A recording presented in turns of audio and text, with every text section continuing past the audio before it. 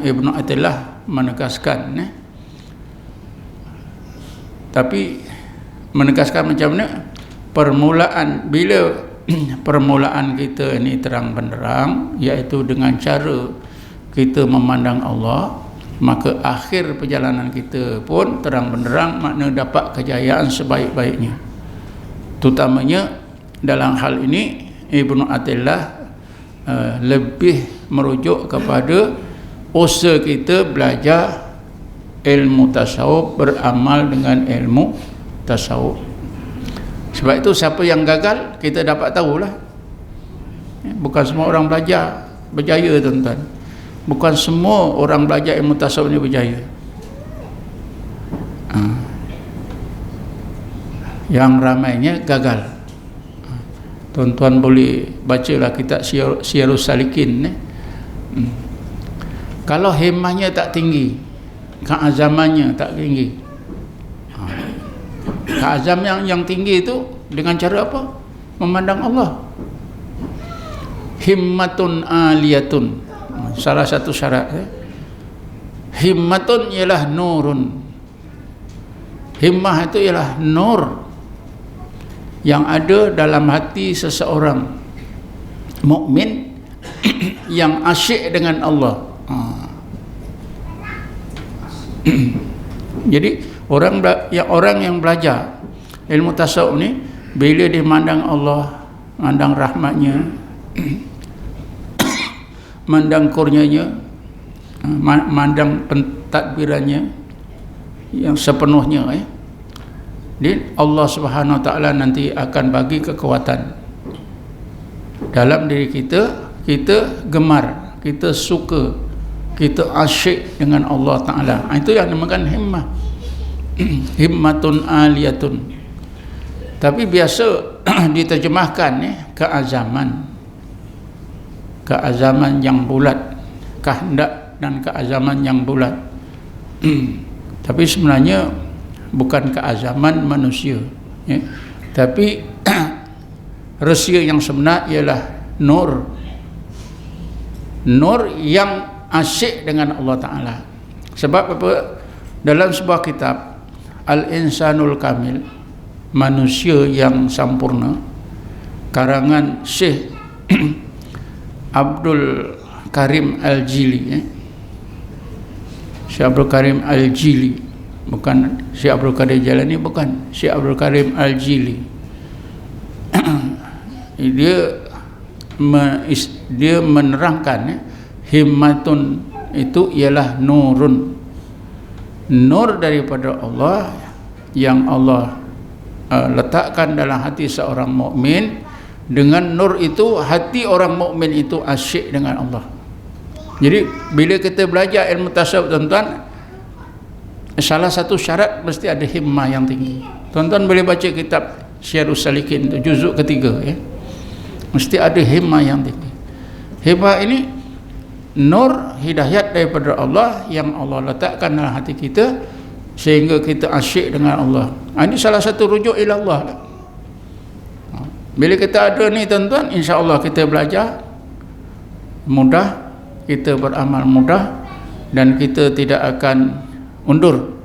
Kata si Abdul Samad Pembangi, tidak akan jemu, tidak akan malas, tidak akan takut, tidak akan gentar, tidak akan bimbang. Terus belajar dan beramal sampai mati. Jadi ini salah satu permulaan yang merujuk kepada Allah Subhanahu wa Ta'ala. Kita kena mintalah pada Allah Ta'ala. Bila Allah kurniakan himmah yang tinggi ini, insya-Allah dalam masa kita belajar tadi dilanda oleh macam-macam gelombang, kita takkan bimbang. Ada murid guru saya, dia baca je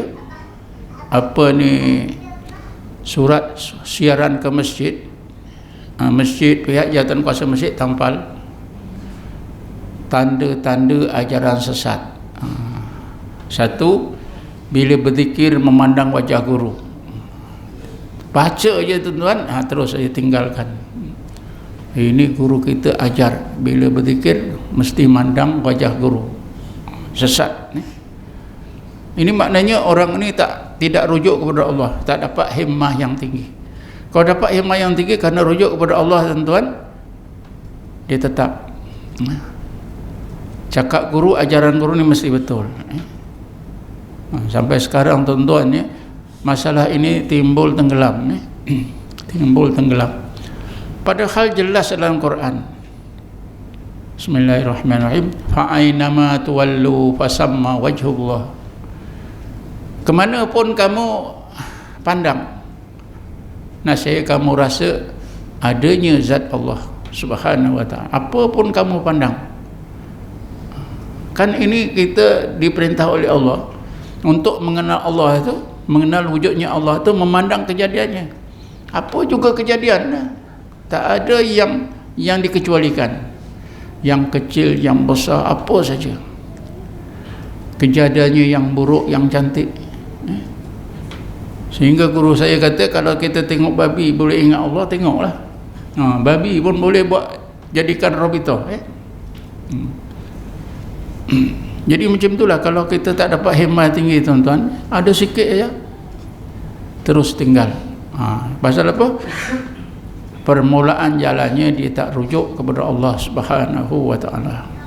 Kalau permulaan jalannya dia memandang Allah, Allah hidayatkan dia, antaranya dikurniakan himmah, himmatun aliyatun, insya-Allah. Apa pun, macam Abu Bakar, cuba tengok, bila Nabi menceritakan malam itu dia telah dijalankan oleh Allah, di Isra' Mi'rajkan oleh Allah, Sayyidina Abu Bakar bertambah-tambah imannya. Kenapa? Ada himmah aliyatun. Tapi ada beberapa orang yang jadi apa? Yang murtad. Itu tidak dikurniakan oleh Allah himmah yang tinggi. Jadi dalam belajar ilmu tasawuf ini, tuan-tuan, itu kena rujuk kepada Allah Subhanahu wa ta'ala. Makna rujuk itu kita memandang Allah Subhanahu wa ta'ala. Ya Allah, kerana hidayatmu, kerana kurniamu, rahmatmu, kasih sayangmu, Engkau aku kurniakan ilmu tasawuf.